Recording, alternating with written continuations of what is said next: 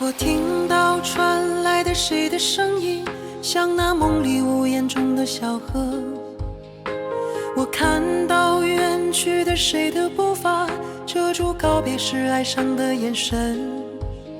不明白的是，为何你情愿让风尘刻画你的样子，就像早已忘情的世界，曾经拥有你的名字，我的声音。那悲歌总会在梦中清醒，诉说一点爱上过的往事。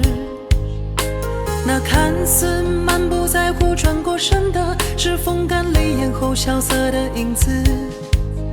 不明白的是，为何人世间总不能溶解你的样子？是否来迟了明日的渊源，早谢了你的笑容，我的心情。